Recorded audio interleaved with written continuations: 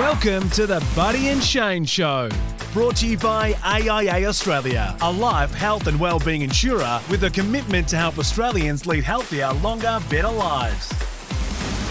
Hello and welcome to the Buddy and Shane Show. We're doing it a bit different today because, well, I'm in Melbourne. We normally do it on the beautiful Gold Coast, and Buddy is, well, he's on the other side of the country. He's in Western Australia. Bud, have we got together? Okay. We're working this out. Is it going to happen?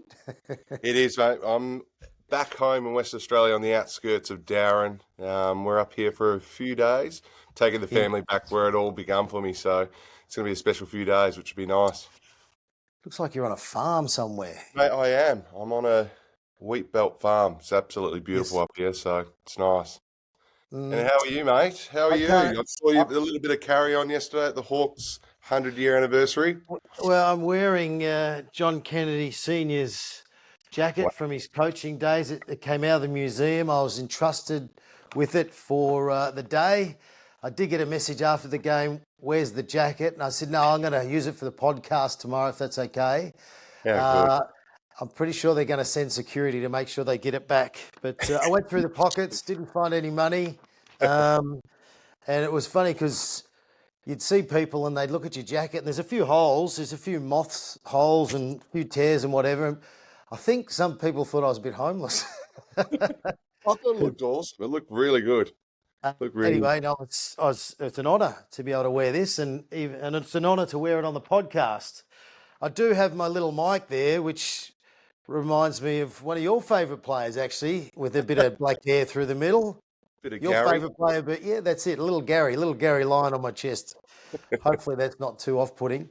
I can't imagine you being on a farm. Like, This is what how would I you grew up, actually do? mate. I don't think you can even mow the lawns. You know I mow the lawns as good as anyone, mate. Come on. Okay. Anyway, no. So yesterday was awesome. It was great, just connecting all the different parts of Hawthorn and the history. And, you see Lee Matthews, and then there's Peter Hudson and the great Johnny Platten, the current day players floating through. And it was just a really nice day. And one thing that the coach did do, which was a bit unexpected with some of the guys that were presented onto the field, he got us all in his pre-match huddle, just in the race. And so everyone was blended in, and it was cool. I didn't agree with his messaging, run fast and kick it long, but no, it was great the way that Sam and the club did that. And then at the end of the game, obviously went down to, just to say g'day and float around and be a part of it. And then Sam dragged me into the team meeting. And I said, no, I don't need to have to be in here. But one thing I learnt, keep it simple on the board, although I think he rubbed it all off pretty much. But there was so much love in the room for the current day team and for each other. Yeah. And I know that you have a win and you feel good and you feel, life's good, for that moment. But just the way that they got around Jack Gunston kicking 500 goals, Weddle in his 50th, just the love in that room. And it wasn't just the players, it's support staff as well. I think it's a pretty special group. So it was nice to be a part of that, which was good. And and I will say that a lot of people did actually said, some people say, "Isn't it great that Buddy Franklin's doing a podcast?" I said, "It's amazing."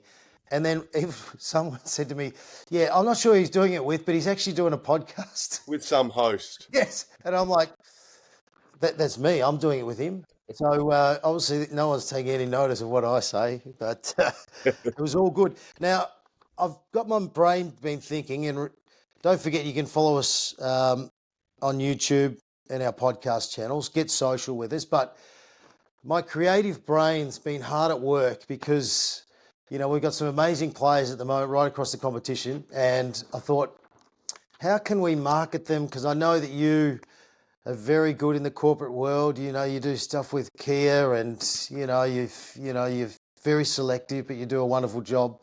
So I'm trying to look for opportunities for current day players and trying to connect them with a brand that sort of fits. So this is what I've come up with so far. All right. You tell me if you're happy with it. Right.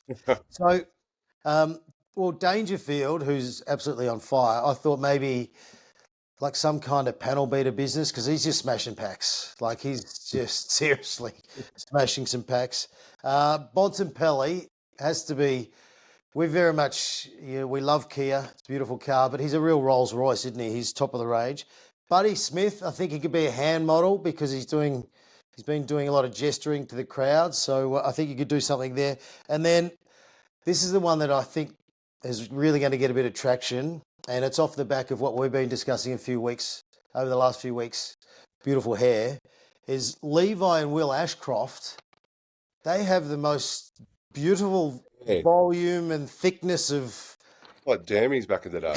It is. It's like Dermot Brereton. So surely a shampoo or a hair brand can connect with them. So anyway, we're just trying to look out for the players coming through and helping them off the field. That's all we try and do, I think that's really important.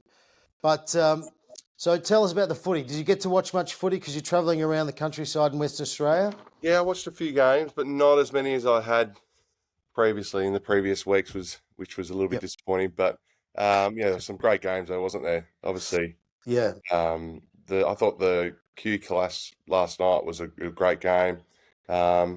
Brisbane really flexed their muscles, didn't they? Really, and showed them. Yeah. I think I probably tipped Gold Coast, to be honest with you. I thought they were going to run over the top of them and probably beat them, as we spoke about in the podcast last week. But I thought Brisbane were classy, weren't they? And the Ashcroft brothers. Geez, they're good little players, aren't they? Yeah, amazing. They speak so well. And then you got Josh Dunkley going to Row and just totally shutting him out of the game. And he's been incredible for Brisbane, Josh Dunkley. Yeah. He had great leadership. He was a great coup. And he's just one of those... He's those so reliable and trustworthy players that you can virtually put wherever or ask him to do whatever. And he just went to work. And the part about him, he obviously can shut down someone, but he can also work off them. And because he's got a high work rate, gets to contests and can make you pay the other way, which is good to watch. And I think, Brisbane probably took a lot from what Rowbottom did to Row the week before. And they thought, well, let's implement it this week. And they did the same job. So I think now Rowley probably has to work out, okay, how am I going to break through these tags and work my way through it, which is going to be interesting for him for the next few weeks. And I'm sure he'll be able to do it. Yeah, he wins his own footy, so he's just got to keep attacking the footy. And if someone's hanging off him, you just got to get on with it, and he'll work his way into it. Can I ask you? I saw Brian Lake yesterday. Brian Lake was a great Western Bulldogs player, and then obviously went to Hawthorn, and he did a great job at Hawthorn. He didn't get the ball and try and run down the field and launch it. He actually, that was the difference coming from Western Bulldogs to Hawthorn. He just passed it on. Long conversations about that though with Clark over the years. Yes. We don't need you to launch. We just need you to pass out wide. To one of their halfbacks that can hopefully make a bit of a decision. Yeah. But there was a story going around that, and you can verify this, that when he was playing the Western Bulldogs and you were getting your mojo going, he was in good form. You went out for lunch or dinner the night before a game, and someone had the Herald Sun there, and it's had a big interview with Brian Lake saying, I'm going to shut Buddy down, and I'm going to, beat him. I'm in good form. I know what to do. And then someone pushed the paper in front of you, and then you looked at it and went, 8.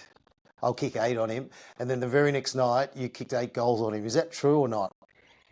I think it is, but I was a young 20-year-old, full of confidence as a 20-year-old. Yes. And I think as things change, you become realistic with what you could do on a footy field. But I was probably young and immature then, and probably just said it. I think I said it to Campbell Brown over coffee in the morning, and then it came true. So it was actually a special night. But I think you mature over time and realise you can't be talking like that. No, but you would have been doing it with a bit of fun behind it, Yeah, so no doubt. it's amazing that you can actually back it up. Yeah. And then you become teammates, and which is pretty special, with He's Brian one of the Lake. rarest bands, Bryson Lake too, isn't he? He thinks a bit different, does he? He does. And, I think every footy club needs that. You can't all be the same person. You need different personalities. That's what makes great clubs.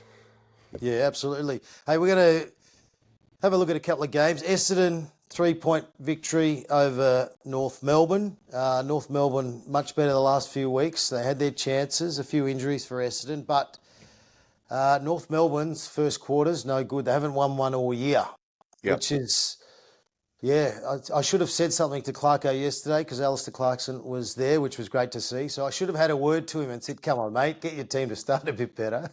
Well, I think these are the games they've got to be winning. Like if they want to start working their way up the ladder and they want to get a little bit of confidence within the group and amongst these young guys. Like last week they probably should have won. Then this week there should be 2 wins on the board for North, and then it stops all those critics coming at Clarko, coming at this club. I think it takes the pressure off a little bit, but they'd be pretty angry internally. I think that was a game they should have won. I thought they played pretty good throughout the night, so they'll be frustrated. They've just got to go back to basics, get back on the training track and start working, and hopefully a win can come very soon for them. And well done to the Bombers, just finding a way to get across the line. That's all you need to do. Absolutely. Lock away 4 points. Yep. So, really well done. It's a nice little win. St Kilda smashed Fremantle. Oh, my God. This was a hard match to watch. Hugo Garcia, who copped it last week from Ross Lyon, he was magnificent on Sarong through the middle. And the Saints were on. And you get to half-time and you've kicked 1-1 Fremantle. And I'm thinking, hang on. This is a team everyone's tipping to make finals. This is a team everyone's tipping to maybe win a premiership. You pay $8 million for all your players, or so I don't know what the salary cap, but it's close enough. Yeah. And you can only kick 1 goal for a half. Credit to St Kilda, because they're going to lock things down and make it very hard. But Fremantle, what is going on? It's not acceptable. What is it? What's the stadium called now? Is it still Etihad Stadium or what? Marvel. At Marvel. Etihad changed 20 years ago. I thought it was Colonial or something. But it's changed every year. I mean, a Buddy Franklin Stadium next year. You watch. Like under that roof, they are a really good team. If they played there every week, they'd win so many more games. They play that stadium so well. I actually tipped them, didn't I, Crawf? You actually sent me a message saying St Kilda will win this match. Fremantle get travel sickness. I don't know what it is, and that's something you've got to look internally to and go, okay, what are we travelling? Do we have to mix up our travel? Do we maybe come a day earlier? Do we come a little bit earlier on the flight? These are the things you need to be looking at as a club, because something's not right there. They can play at home and win easily and play so good and look like a top 4 team, but then they come to Victoria or anywhere interstate and just lose and crumble and look like a pretty average team. So I'm sure there'll be some internal chats going on with the coaches, the players, and go, okay, how are we going to work our way out of this? How are we going to, obviously if you're going to play finals, you've got to come to the MCG and win. So I think there's going to be some long chats there, and hopefully they can get their season back on track, but there's no doubt their confidence would have taken a big hit over the weekend for sure. Yeah, and they're not alone, because Port Adelaide were putrid, and they've had some ordinary games on the road, and then Carlton were no good against Adelaide too. So Collingwood have been a wonderful travelling side over the last few years. I remember back in the day, Hawthorn, we went through a period on the road, although probably personnel we were sort of lacking as a team at that time. But I remember Andrew Russell, who was your fitness advisor for a long, long time.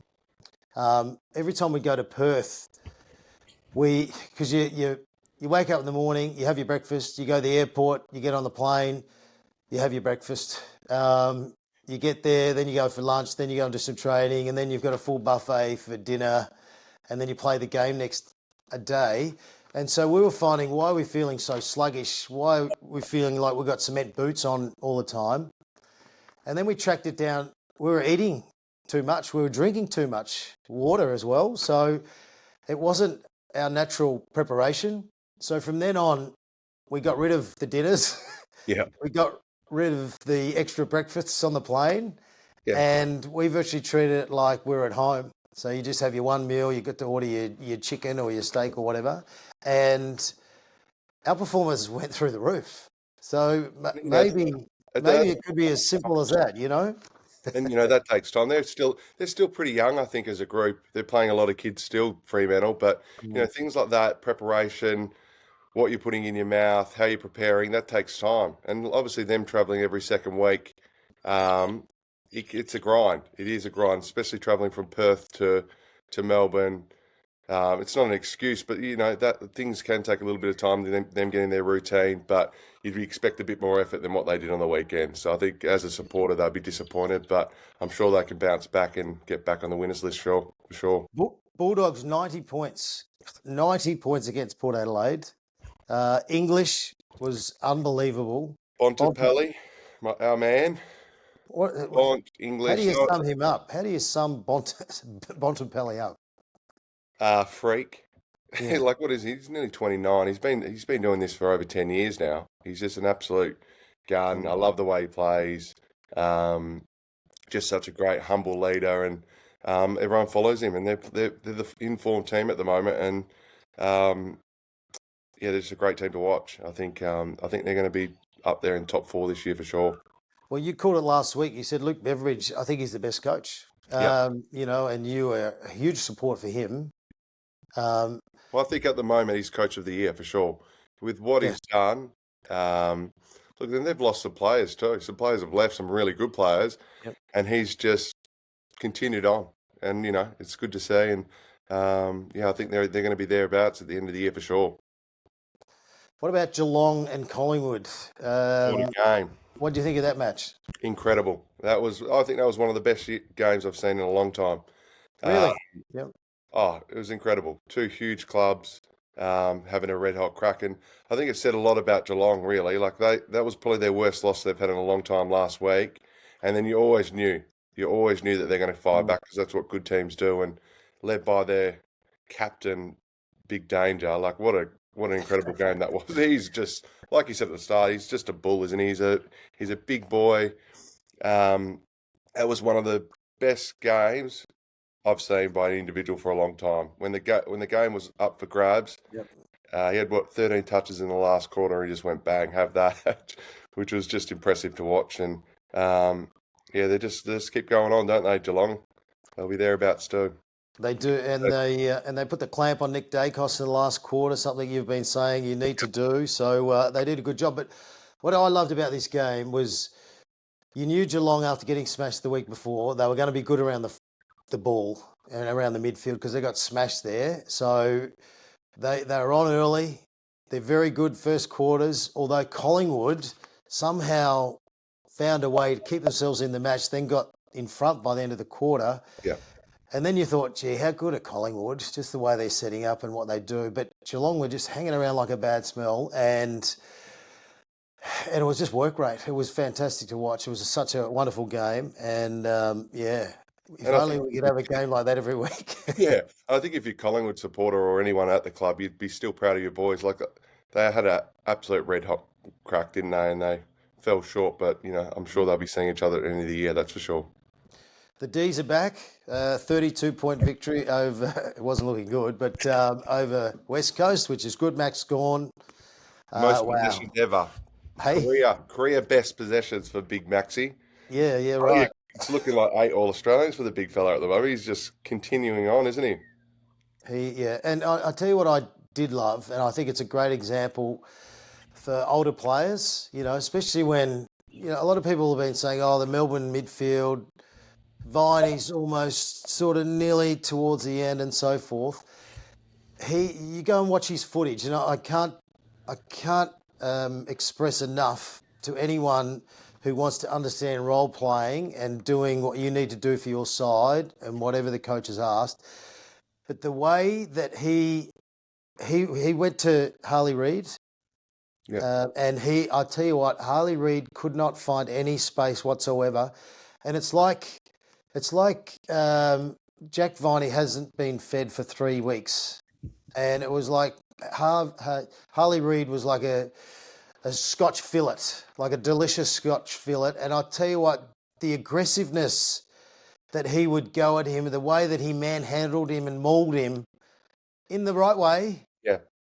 And maybe that's his role moving forward. It's a very hard role to do it for 4 quarters and keep doing it all year. But maybe that's Viney's role, is really going and shutting down the opposition's best on baller and just giving him no time and space.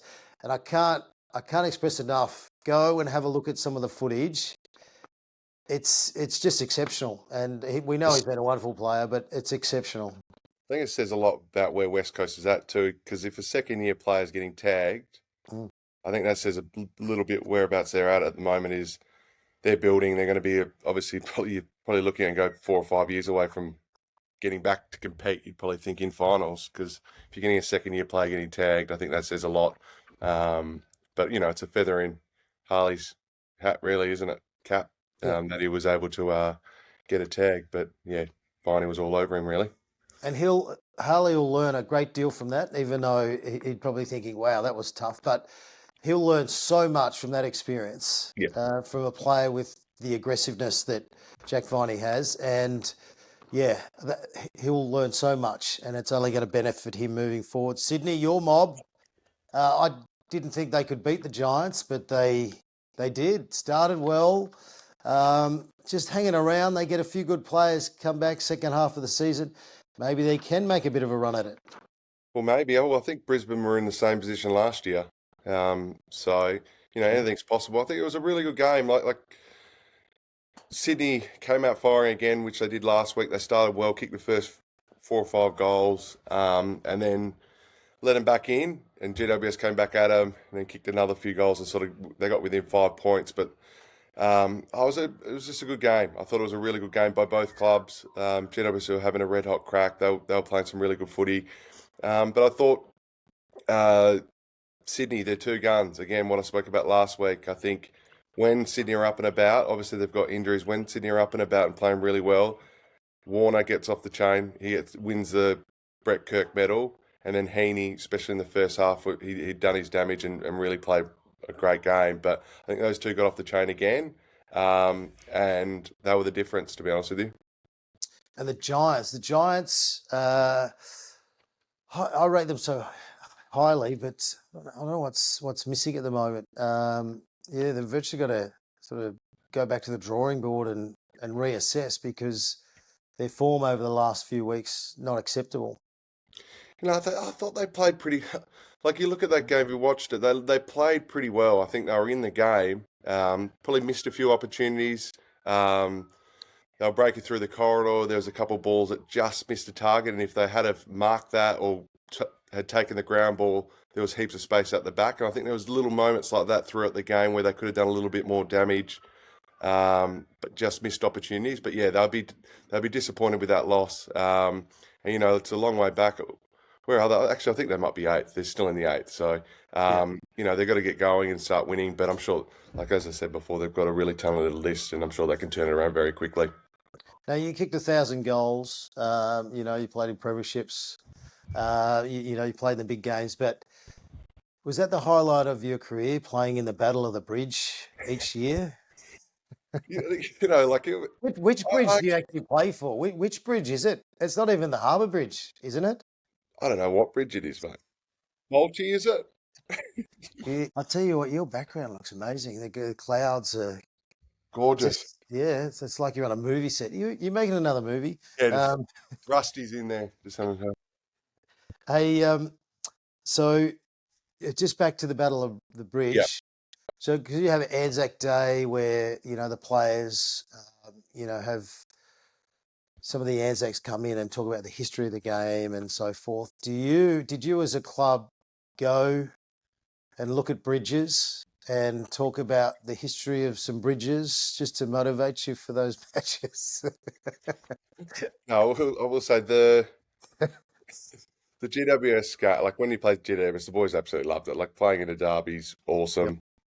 Any big game, the Anzac games were awesome. The boys loved playing in that, and then obviously the Indigenous game was incredible too. So any of those games, the boys love playing in. So the answer is a no. No. Okay, very good. Hawthorn got the job done against the Tigers. It was hard to watch because the Tigers were just flooding numbers back. But I can understand where the Tigers are at. Get a lot of numbers, saturate the defence of the opposition, or the forward line of the opposition, and then but the Hawks were quite good considering they've got a few out. You know, when you look at it, Eamon, Scrimshaw, Day, Nash, McKenzie. You know, there's Lewis obviously hasn't played all year, so it's good for their depth to get a bit of experience. Box Hill have been going okay, so the Hawks were a tick on a very special day. Absolutely. Obviously, they had to get the win on the 100-year anniversary, put on a bit of a show, and it was just a good win for them. And, you know, I thought Baras's mark was incredible. He hung up there a while, didn't he? Yeah. And then I thought Little Wiz was awesome too. Kicked his three and played a really good little roll up there. And then Sicily had a good game too. I thought, you know, he's been under the pump for the last little while, especially I think you started it. But after that, I thought he played a really good game, a captain's game, and they got the win, which is the most important thing, and they move on. I did see. Mate, I was going to say your theatre with the jacket on stage was incredible, mate. The fireworks going off. I was like, look, this guy thinks he's John Travolta. John Travolta. Do you know what? I said, yeah, Buddy Franklin lent me his jacket, but it's been in the back of the cupboard for quite some time. Hey, I did speak to James Sicily, and I said, mate, I know everyone thinks I had a real crack at you on the podcast a few weeks ago. Are we okay? You know, are we going to be all right? And he said, listen, I thought you were very kind. I said, I was very kind because I could have really whacked you in a hard way. But he said he's enjoying the podcast. He's enjoying listening to the Big Bud. Hey, you're listening to the Buddy and Shane show for AIA Australia, a life, health and wellbeing insurer with a commitment to help Australians lead healthier, longer, better lives. I do want to talk about the Bulldogs-Port Adelaide match. I don't necessarily want to talk about the match. I know it was windy, but I want to talk about the crowd. There was just over 4,000 people to that match, and that's because the stand's being rebuilt down in Ballarat. I have no issues with the games being played in Ballarat. I have an issue with the game being played there when half the oval can't be used for spectators to get in. Okay, so 4,500 to an AFL match is a disgrace. So I don't know what was going on there. Obviously, the scheduling and the AFL need to be better in that space because you just can't have that happen. The poor Port Adelaide supporters that would have travelled, and then you got the Bulldog supporters, and Ballarat's got a huge Bulldog following. It's not good enough. We've got to allow all our crowds to get in and watch a great game of footy, even though it wasn't great. And just going back, my little country town, Finley, it's a population of 2,000 people. The Finley Cats, Tom Hawkins played there Easter Friday, and they had 6,000 people, which is the biggest crowd that we've ever had in that area to watch a match. So a little team in the Murray League who, you know, they don't have many people living around the area, having 6,000 people yet at an AFL game, we got just over 4,500. It's not good enough, and it needs to change. So the scheduling needs to be better in making sure that doesn't happen again. That's my little whack. It's not a hard whack. It's just common sense. It's extraordinary, really, isn't it? Like, why would you just play it at But you wouldn't have turned up. You would have said, no, I don't play. Is this a warm-up crowd? I don't play in front of a crowd. You wonder why Port got smashed. So like, well, we're not going to play well if there's not 40,000 there. No, I know. So, no, I was a bit disappointed with that. And I'm sure there'll be other games there this year, possibly. They need to be better. It's now time for Buddy's Young Star of the Week. Buddy's Young Star of the Week for the Kia Tasman. Reserve yours now. I'm going to go with the Wiz. The Wizard. Are you keeping with the 100-year theme? I'm keeping with the 100-year theme. I know I should probably venture away from just being Hawthorn. Nick Watson. No, that's all right. It's your Young Star of the Week. You know, I think he's playing some good footy. He just makes things happen, the little Wiz. And I think that's a good thing. He's got good energy. It looks like the boys absolutely love playing with him. And when he gets his opportunity, he kicks goals, which is really important as a small forward. But you can see why he's a top 10 pick. Just his skills, the way he plays. He's a terrific little player, and I think he's got a bright future, that's for sure. And it was a bit of a controversial pick because he's such a small little fella. I think other clubs at the time are like, oh, I don't know why Hawthorn would do that. But, you know, when you see what he's bringing to the table, and obviously his start to AFL footy wasn't great. Yeah. He was missing shots that he'd normally kick, and he wasn't getting himself into the game. And then it was almost like he flicked a switch where I think the coach and Nick had a good chat and just said, get to work, and things will happen. And then all of a sudden you see him tackling, you know, putting enormous pressure. You're seeing him, you know, front and square a lot of the time. You're seeing kicking goals, creating great energy. And, you know, he's a very special player for Hawthorn. And I think eventually he can sneak through the middle centre bounces over the next few years, just because, he's just going to have a real impact when he does go in there. So, no, I like your young player of the week. Well done. Very nice. Absolutely. He's one of my favourites, that one. He's one of your favourites. I sort of went away from key position. So I thought, okay, I went key position, and I went the smallest guy in the AFL. And you know what? Key position players are overrated, let's be honest. You guys wouldn't kick goals or do what you do without us little fellas doing what we need to do is get the ball, do all the hard work. Yes, we'll go and put pressure on the opposition to win it back for you. And all you have to do is lead out, mark the ball, and go back and try and kick straight, which a lot of you forwards can't do. So that's, you know, little men are underappreciated in AFL footy. I reckon too. So that was Buddy's Young Star of the Week, thanks to the Kia Tasman, the most Australian Kia ever developed. Built tough, tested hard and ready for anything. Whether you're hauling, towing or taking the road less travelled, the Tasman is made for the job. The Kia Tasman, reserve yours now. That's it, bud. We're going to let you go farming for the day. It's beautiful in the background where you are. There's Stunning. Yeah. Is that a tractor? Can I see a tractor in the background? Surely you're not driving the tractor. It's like 100 years old, so it'd probably be around your age, actually. So I think we'll end on that note. Very good. Have a lovely day. And I'll see you next Monday. On the Gold Coast. On the Gold Coast, I'll be home. Okay. Actually, I've got Canberra on Sunday, so I'll be running. Oh, you're doing your marathon. Hey, yeah, good luck with that. Yep. I look forward to seeing how you go. Mother's Day run, so get slow down and steady. Enjoy it. You know, take in the sights. Don't go via the suburb Fishwick because they've got firecrackers and something else. I'm not sure what it is. But anyway, stay away from Fishwick. All right. Bye, Lance. See you, Sean.